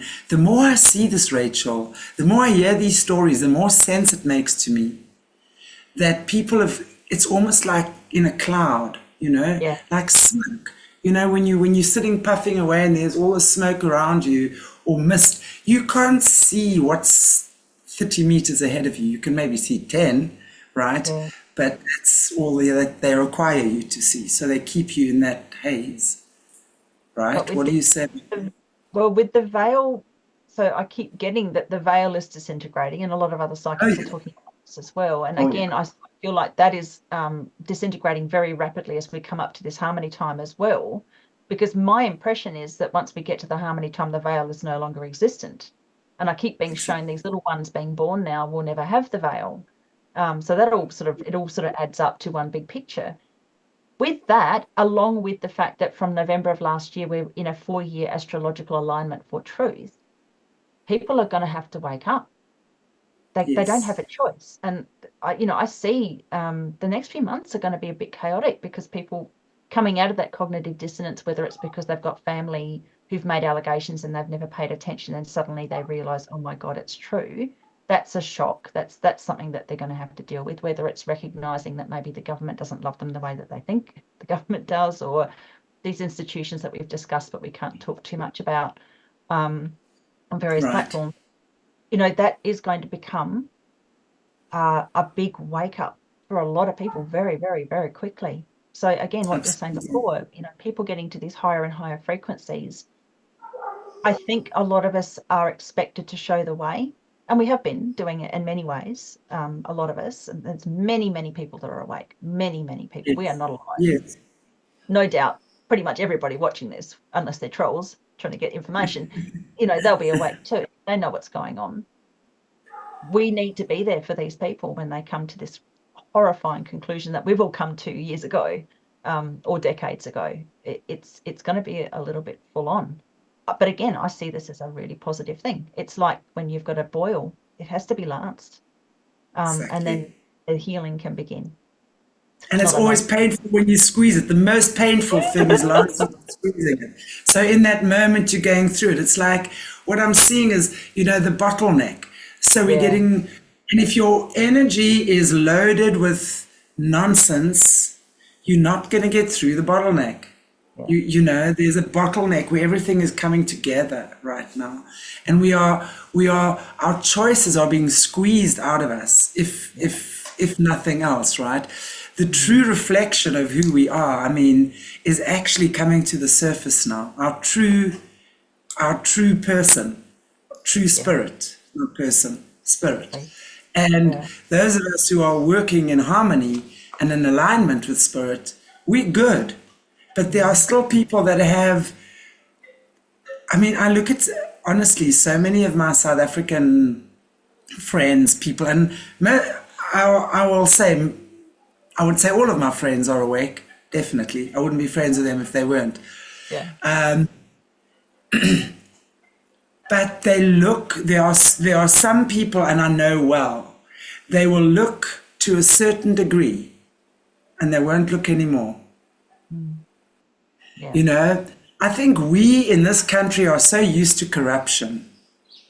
We are so used to stealing and the government stealing and the corruption, it's just par for the course for us. So I think most South Africans, it's just another day. But we've kind of been lulled into that as well. Because when South Africans start seeing the amount of SRA and stuff that's happening as well, we're in for a big shock because we sit here on very, very powerful energy. I mean, Africa is a very, very powerful continent, you know. But the dark arts here are on another level. I mean, the witch doctors and the witchcraft used here, sure. And it's interesting to see that in communities where there's, you know, there's a desperation. And when anywhere where you've got people who are desperate, they will call on, you know, usually you'd hope that they call on a benevolent entity like an angel or God or a Jesus or, you know, an archangel or something along those lines. But sadly, when people are desperate, they will, and if they don't know how to do it safely, they'll call on the wrong kind of entity and get power. And power can be incredibly corrupting. And I think this is actually what's been coming up a lot with particularly clients that I'm reading for at the moment is that you won't be given a great deal of power unless you are absolutely 100% going to use it for the right reasons. So people who want to win the lotto, they don't understand lotteries don't help people. It's number one, you never win because, and I'm sorry if people get upset about this, but it's not there to empower you. It's there to siphon off more of your loose energy through money, make you think you've got a chance and always be disappointed. And it's obviously, you know, most of it goes to the darker souls anyway. But, you know, and it's a savior thing. Like once I've got that money, everything will be great. If you look at the actual percentages of people who get a lottery win, they usually give it away, or the power corrupts them. They go in a really bad direction, or they end up actually more destitute than they were previous to getting the money. It's really sad. They'll gamble it away because they don't feel like they've earned it. It's a sad thing. So it's a really high percentage of people actually end up doing that. You see similar things where if they've had an inheritance or something, and they didn't like the person the money came through. Often, you know, people will just, you know, throw it away or give it away, or they won't feel that they won't value it. Exactly. And it's so true what you say. It's such a diversion. And it's that whole building hope, getting crushed, building hope, getting crushed. Well, you know, and yes, there have been certainly some people that have managed to wax that, but the minimal. But for the vast majority, it's exactly true what you say, that feeling of hope and getting crushed. It's very interesting. I was watching a movie. Where is that? And I wrote it somewhere. In fact, last night, something about when they were talking about getting rid of humans, or now I have to see if I wrote it here. Man! No, it's not here, and I don't want to waste time now. But basically, in this movie, the malevolent entities were saying, well, you know, we'll just build on humans' hope. As long as we give them hope, and then we can crush it. The one thing the human being is really, and, you know, I've always thought hope is a good thing. I think, and it is. Of course it is, because God is hope, right? But at the end of the day, when you have this, okay, well, come here. There's this carrot dancing and this, and you go, whoa, okay. But you've just got to this, and you've just got to that, and you've just got to that. And then boom, everything comes crashing down. I mean, that crash is harder than a 30,000 feet crash from the sky, I think. Because it's not just your physical being, it's your hope. Wow. It's a big thing to crash when you've changed your perspective completely about something, and then someone builds up your hopes and then disappoints you. That disappointment, I think, as a child, I learnt, for me, hope was the fact that my soul would be able to escape this physical body at times when I just couldn't be in my body. So for me, that was what actual hope was. And I think for a lot of people who are really altruistically, benevolently keyed up, that is actually something that we actually have something to look forward to. Like with that, for us, you know, if there's a death process, we get free. With the dark souls, that's the absolute opposite. They have no hope. They have no hope because when they die, they go somewhere dreadful. Can you imagine the horror of living a life? Nothing would fulfill that black hole, nothing. So no wonder they go around doing these horrific things to innocent, beautiful light souls, because they're so jealous and angry. And speaking of jealous and angry, I get very frustrated. I keep hearing from people that Jesus Christ was a jealous and angry God, and I just that is not his teaching.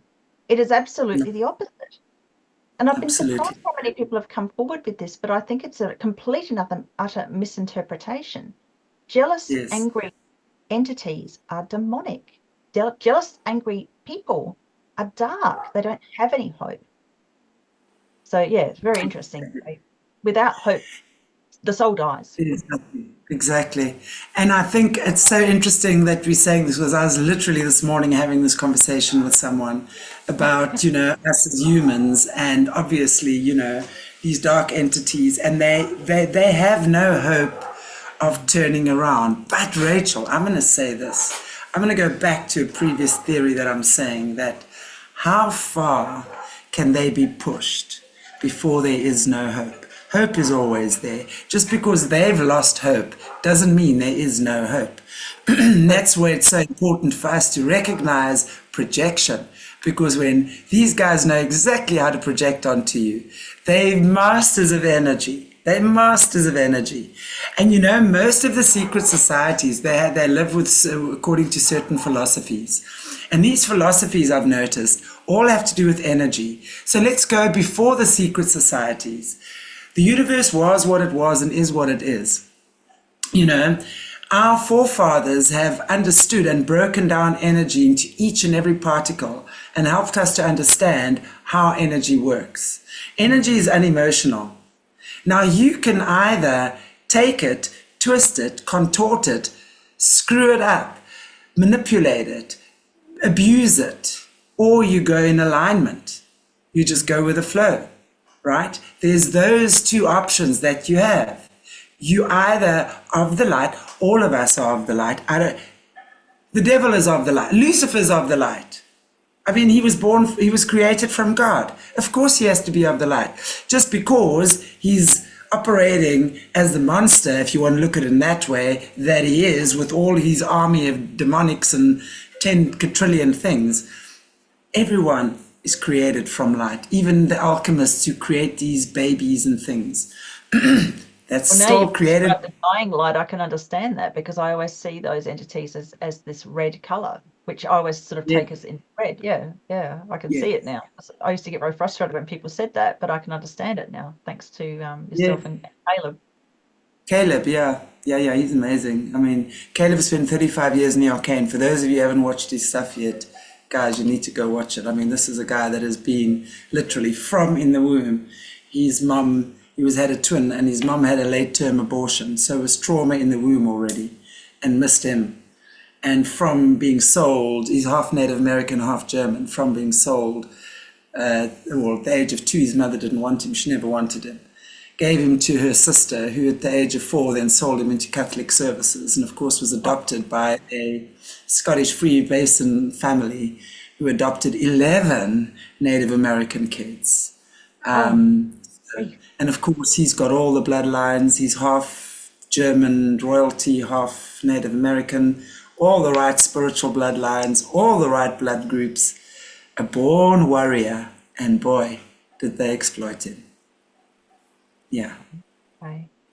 Well, how beautiful that he's using his knowledge now to share and to help people. And a total genius as well.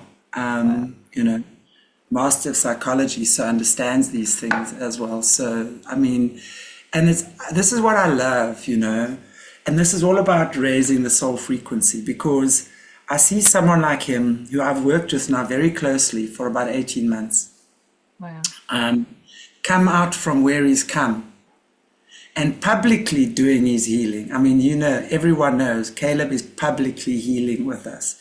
He's highly PTSD, tremors and things like that. He's physically got disabilities now. So he has to be worked with and of course coming out of this and telling his story. and coming to sit on the platform when he's in clear pain, voice quivering because his vocal cords were damaged as well. Wow. And he just does it. And it's just such a blessing to see these people. And that's why I say, I mean, my job, who wouldn't want what I do? To witness all these things. It's really amazing. I think you guys are incredible, Rachel. And for you to have lived through what you lived through with your dad and your family. And to come out stronger, brighter, wiser, more courageous, just leading the way, you know. It's beautiful to observe. Your crown chakra just flared. It was absolutely beautiful. I hope everybody else got to see that. Absolutely, just violet light just came flying out of your crown chakra. Is so stunning. Well, yeah, again, darling. Well, that tells you I mean exactly what I say. That's Exactly. from God as well. That's Yeah. that's God's channeling, you know, Yeah. and that's real and true. So yeah, it's amazing. It's a blessing to be here, and I'm so grateful to each and every one of you, because to walk this path is not easy. You know, as a channel host, I know the crap I pick up from people, and I mean, I know with you survivors, especially with at the end times now, with people, with so many people that have been programmed to create chaos. Yes. So there's even more chaos than before, and to see all this peace arise from within this chaos is a miracle in itself, you know. It is, and often, you know, Yeah. it's the chaos, it's the cauldron that creates. Unfortunately, and it's not something I advocate for, but it's usually the really difficult situations that will forge a diamond. And we're Right. seeing that a lot now. A lot of people, I'm sure people around you, yourself, I know a lot of people who are going up levels in soul frequency, and it's quite spectacular. And again, it feels like it's on steroids because of the harmony time. That's the only thing, unless it's just going to continue to keep going up in frequency after that. I've just noticed it's been steady, and then it's got faster and faster and faster, and it just seems to be at fever pitch at the moment. So people learning lessons really, really fast. But I think, you know, if we look at the topic of mastery, of humans reaching a level of self-mastery, now that's not, again, it's a very fine line between seeing that for what it is and then seeing it again with the Luciferian culture of, oh, I want to be God, I am God, and I'm going to have my own plan or whatever. Nothing like that. That's not, you see, that's misunderstanding the scriptures or the word completely.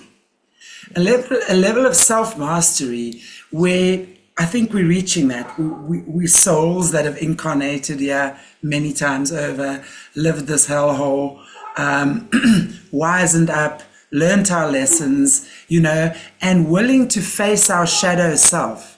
Then I think we're at the stage now where I truly believe that we can let our karma go.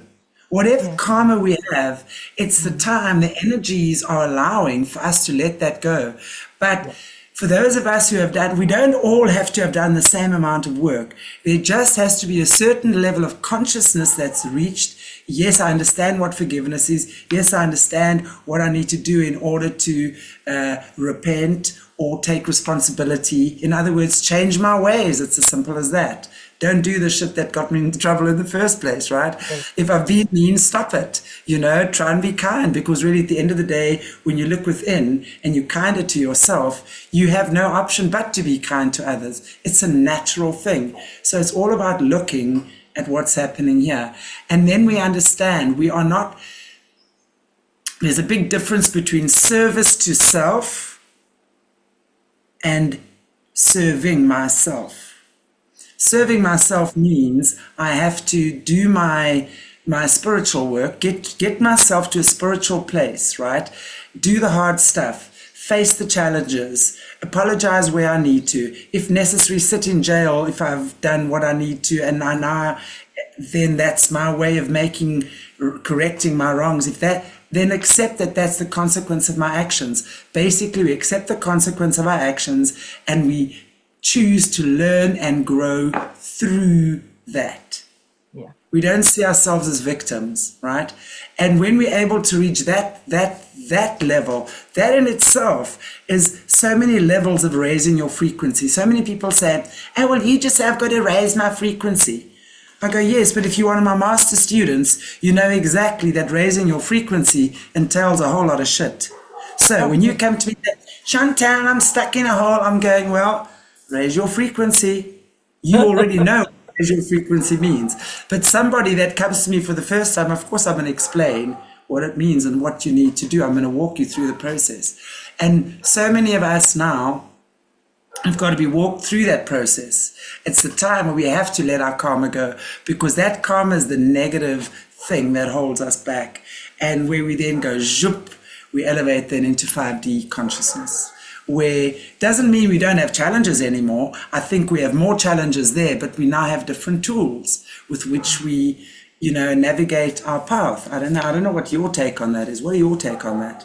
Well, I'm really glad you mentioned the fact that we are negating old soul contracts as part of it, and that is releasing karma. So, and this is something that a lot of people need to be aware of. So if you are getting to higher frequencies and you're releasing that old karmic contracts and soul contracts that you have with others, as you get to those higher levels, the people around you, if they're not doing their work, they will become quite reactive. They won't want to be around. It's not necessarily personal. They can't help it. So if your frequency is really high also, and you're around those people and they're not doing their work, and there's a big disparity between your level and their level, they will drain you. It's not their fault. They just haven't been able to do it as quickly as you have. So I think I'm seeing a lot of people feeling very isolated. The higher the frequency, they're getting more feeling of being alone. And so I think for those people, community is something that you can have with people all over the world now. We don't have to worry about it being someone down the street that we have a connection to and are on the same level. For those that are at a really high soul level, they might have to look for their community outside of their local area. Otherwise, they will feel isolated and alone. And don't feel that just because your best friend of 20 years can't stand you anymore and can't even put it into words that it's your fault. You might have been able to do the work that they just can't catch up with. And they might also be feeling like, because it's a hard thing. A lot of people don't want to let go of their victim status, the old things that they used to do, drinking and taking substances that holds their frequency down. And they might want to listen to really loud, angry music because it feeds something in them. When harmonious music's much better for the soul. Yeah. It's not their fault. It's just Nature, listen to the sound of nature. That's the best music for your soul. Yeah. So I'm alone. It's so weird about music. I've gotten to the stage where even if I drive for 8 hours, I cannot have music on in my car. I love quiet. I just love quiet. I listen to podcasts. I like to listen to things. I like to think about things now. That's what I like to do.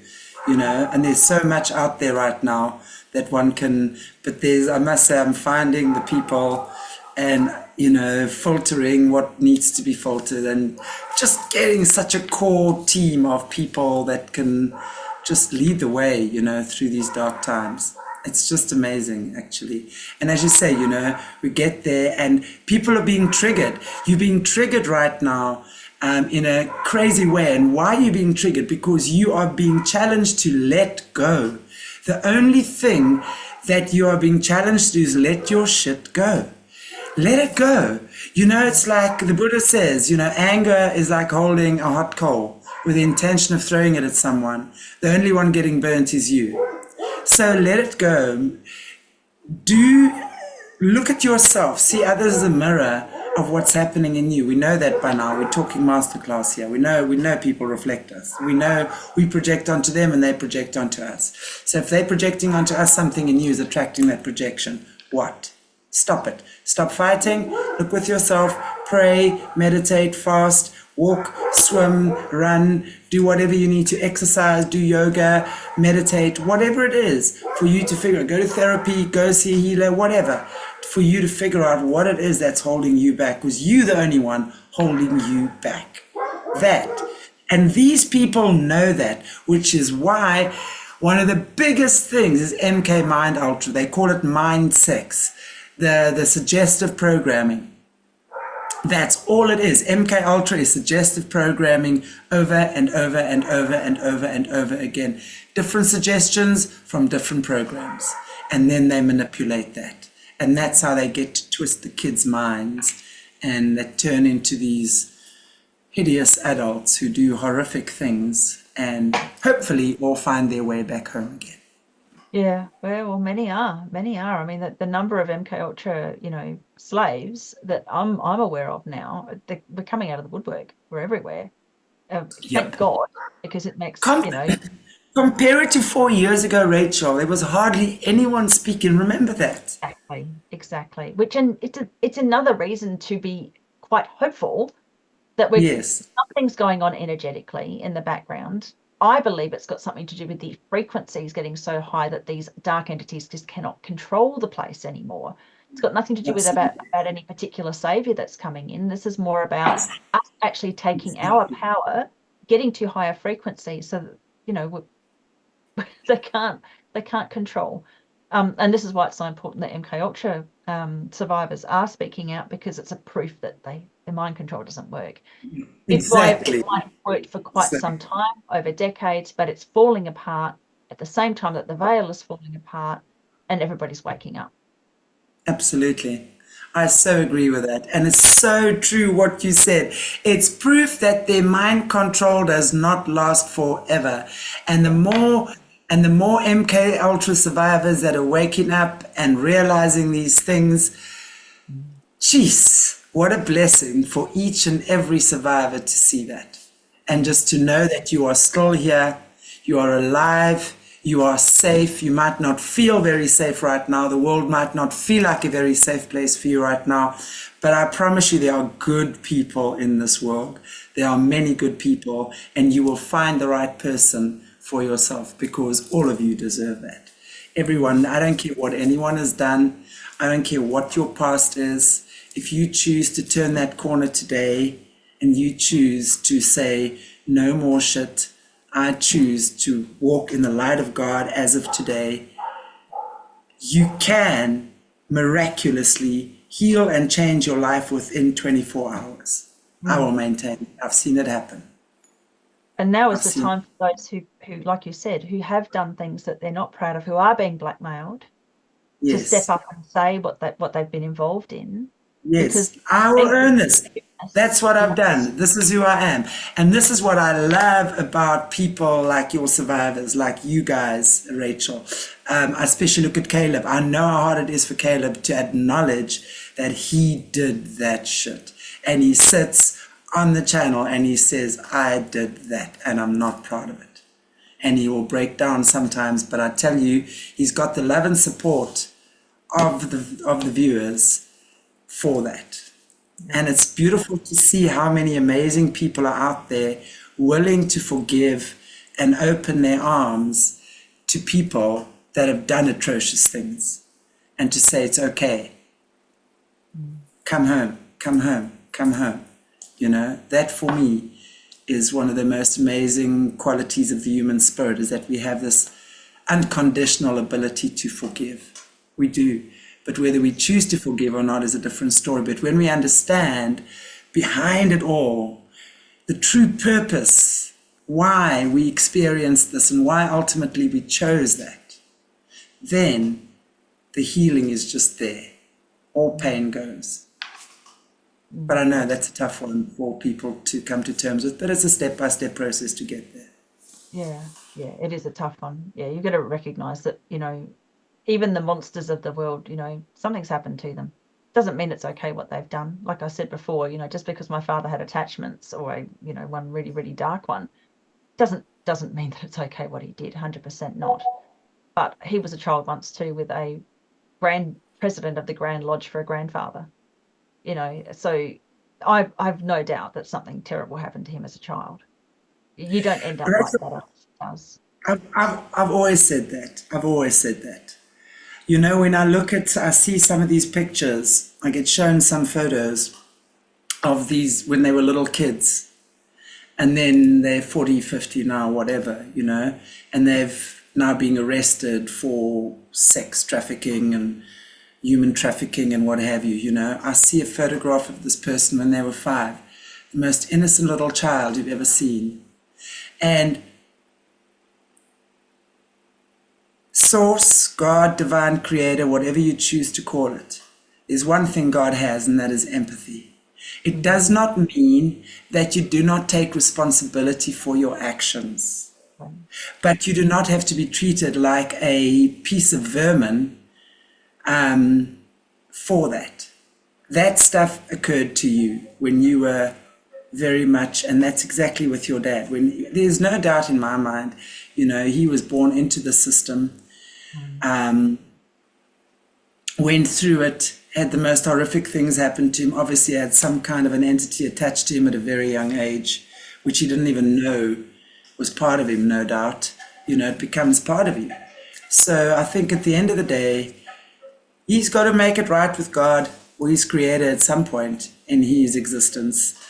You've been able to forgive him, and that is your strength. And it's only for that reason that you are able to help others forgive as well. Because forgiveness is not an easy thing, but once you're able to forgive something, it becomes easier and easier, because we see it's not about the other person, it's actually about us. And of course, does it help the other person? Of course it does. Of course it helps his spirit to know that you have forgiven him and that you've understood, and that you can also empathize with that little boy that was raped, tortured, abused, forced into horrific situations. Pray for him. Let him come back. Let him find his way back too. He was shattered. And it's easier to have boys shattered than girls shattered, by the way. It is. It is. It's really sad.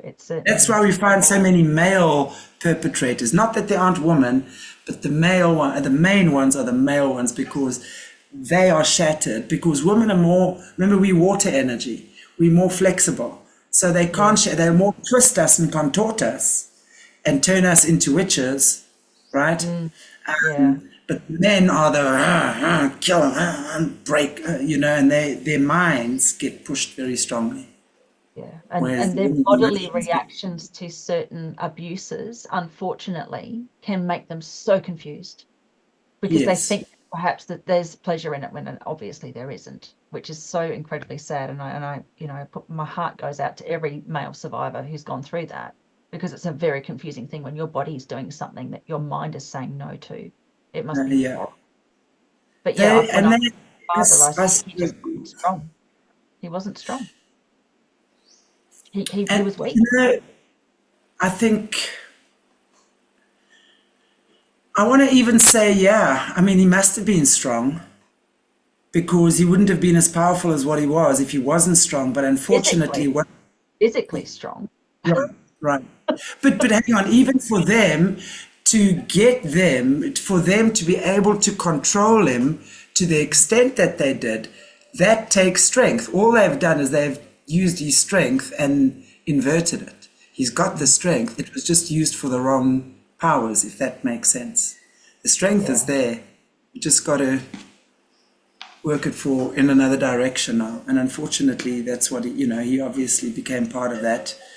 That's never gonna be cleaned off his slate, but I have no doubt that he will be sitting with his creator, and they will figure it out. They will figure out a suitable comeuppance for him, a way that he can repay his crimes against humanity, because he does need to take responsibility for that. But it doesn't have to be being lashed by the crowds. That's all I'm saying. No. Well, he's always in a dark place. Whenever I tune into him, he's in a very dark place. And again, that place, they get predated on. So he's in fear of whatever is darker and bigger and scarier than he is. Caleb always speaks about there's always a bigger shark than you. Talks about that, the sharks. There's always a bigger shark than you. Yeah. So I think it's really important, I think, because energy is energy, This is, so if there's more negative energy, it's going to be more powerful than positive energy. So if we sit and focus on pain and suffering and wishing his comeuppance, whatever, we contribute to the negative, right? Exactly. So So I think it's so important to be able to understand that he's going to be okay with God at some point. They're making it right with each other. Not that God has to make it right with him, but I think you know what I'm saying, that they're having Yeah. conversations. God is giving him compassion, understanding, making him remember who he really is. It's part of the dance that we do here, unfortunately. You know, we come here for a dualistic experience, and someone has to be Absolutely. the Absolutely. perpetrator, unfortunately. Yeah. But Yuri's daughter, and you know, let's never forget that the light that you carry is his light too. He was unable to express that light in his life on earth. You are expressing his light as well. I want to just remind you of Always that. used to say that, you know. He used to say he was immortal. And he'd say because he's made children and grandchildren and he lives on in us. And Through I them. remember cringing at the time because I couldn't stand it. But in a way he was right. Yeah. But you know, every soul is their own individual light and can choose what they want to do with their lifetime and how they want to use that for good or bad. Absolutely. Absolutely. Well, he made a good choice with you as his daughter. That's for sure. He might have made shitty choices every other time of his life, but man, oh man. Yeah. He's, I think that you're doing an amazing job there, Rachel, in Australia. Thanks. And it's really great to see how you're bringing light to these very dark places and honoring those that are no longer here to speak for themselves. So thank you for that. But actually, one thing before I end off, I want to ask you about the supermoons. What are the significance of all the supermoons at the moment that we're I having? think to me, they're like gateways. So we've just had one that was supposed to be a blue moon also.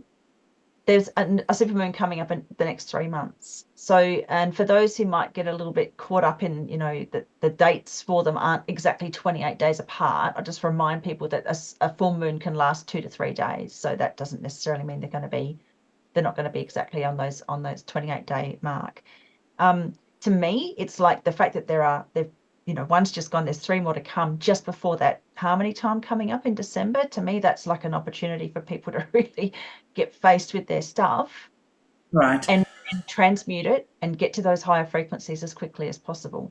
So my suggestion to people is to, if you're feeling triggered, ask yourself why, see where the healing can be in that. Don't get caught up in negative emotions because, again, grief, sadness, anger, frustration, that can actually break down the aura and make you more, it makes it more pervious to negative frequencies coming in. So you've got to buoy yourself up. If listening to podcasts helps you, then that's wonderful. If going out into nature helps, always helps. Being out near the ocean, that helps. Listening to music, if that's your thing, that helps. Get your frequency to a high level and allow yourself time to think as well. I think a lot of people will have something constantly going on in the background and they don't have that time to actually listen to themselves. I know when I'm too busy, I wake up at 2 or 3 in the morning so my guides can have a conversation with me and that can be inconvenient when you want to get some sleep. So give yourself time for quiet time as well. That's a really powerful way to sort of help you get through this process as lithely and pleasantly as possible. I think that's fantastic advice, and yeah, and it's so true what you say. Rest, you know, it's so important that we rest. Just relax, take it easy, enjoy your work, enjoy your playtime, have family time, have fun, have friends. Those are very important things to keep your frequency high, most definitely.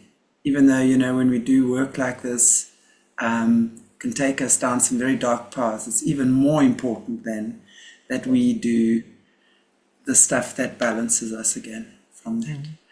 Rachel, thank you so much. I've loved chatting to you again. And I really look forward to our future stuff we're doing together, guys. Please watch the space. Rachel's going to be doing she's going to be talking on the virtual conference that we're doing with Gnostic very shortly. So watch the space, and we're going to be doing stuff on the Gnostic channel with her as well, and it's uncensored. I love that word, uncensored. Don't you?